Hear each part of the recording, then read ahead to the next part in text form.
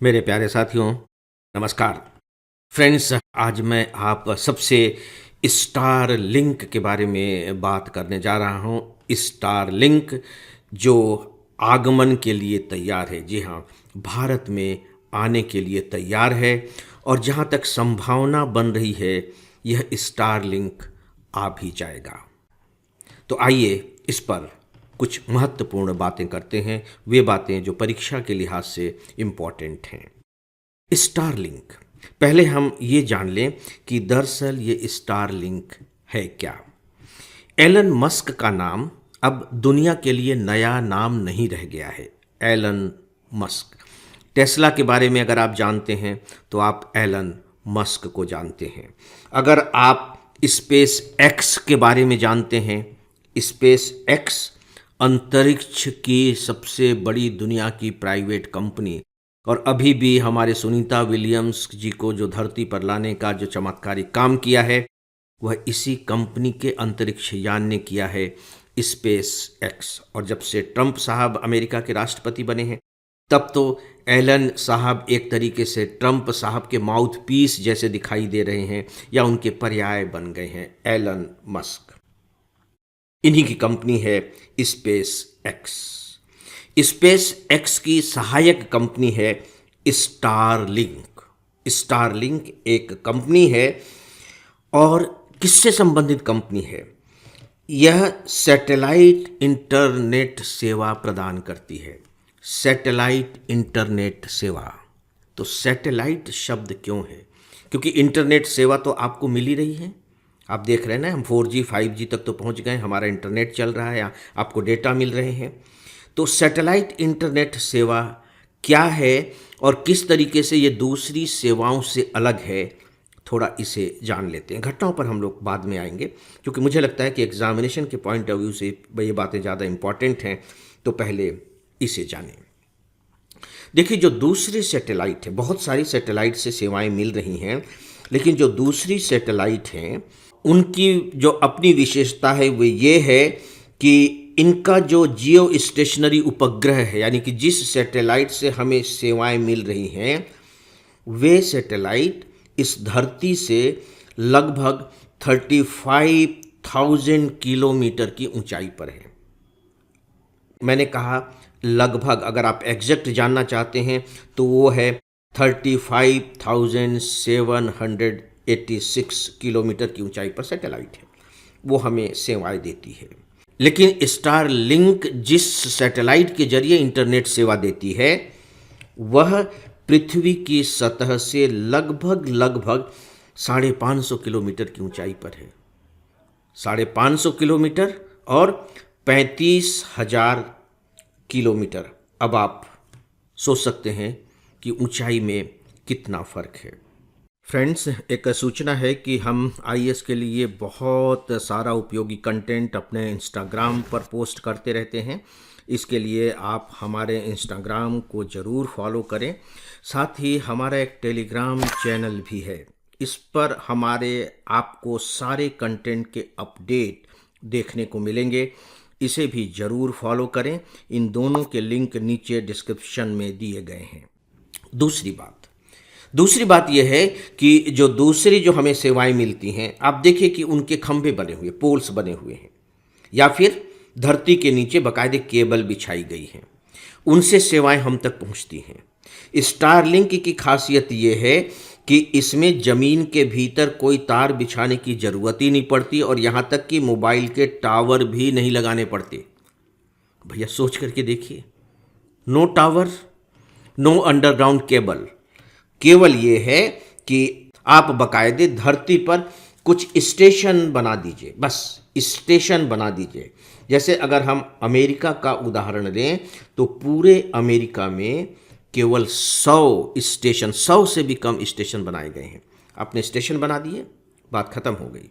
अब सैटेलाइट और ये स्टेशन आपस में मिलकर के काम कर रहे हैं और आपको इंटरनेट की सेवाएं उपलब्ध करा रहे हैं।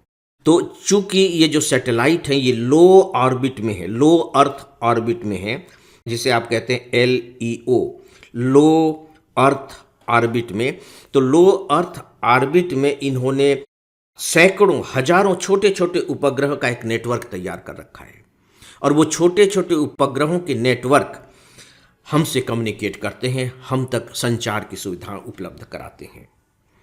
इससे जो सबसे बड़ा कमाल होता है वह होता है इसकी स्पीड। इसकी स्पीड बहुत ज़्यादा अधिक है।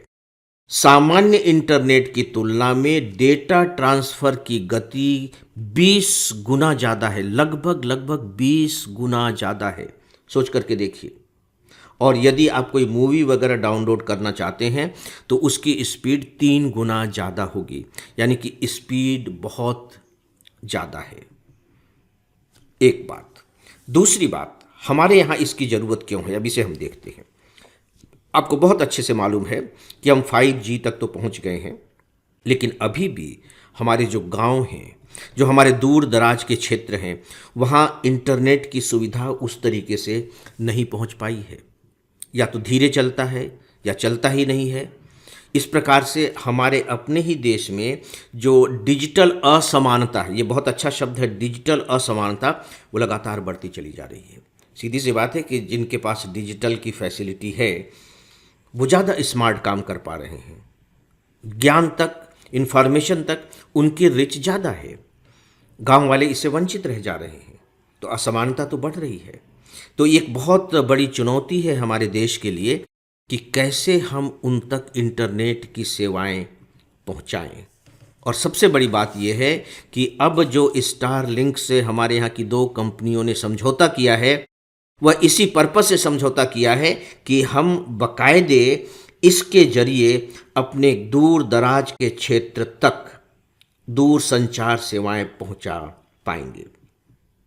2 कंपनियां कौन हैं जिन्होंने स्टार लिंक के साथ ये समझौता किया है? एक है दोस्तों, नाम आप जानते हैं, जो बहुत पुरानी कंपनी है, एयरटेल। सुनील मित्तल की कंपनी है एयरटेल।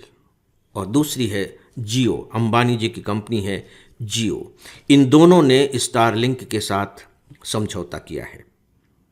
हम नहीं जानते कि अभी क्या स्थिति होगी, क्योंकि अभी सरकार को इसकी अनुमति देनी है। स्टारलिंक ने अप्लाई कर दिया है, सरकार उसकी बातों पर विचार कर रही है। अब सरकार उसे आने की अनुमति देती है या नहीं देती है, इसे देखना होगा।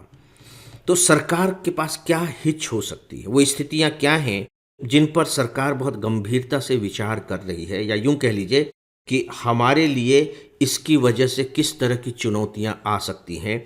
ये मुख्य परीक्षा के लिए महत्वपूर्ण पॉइंट हो सकता है, टॉपिक हो सकता है। अब आप उस पर थोड़ा सा ध्यान दीजिएगा।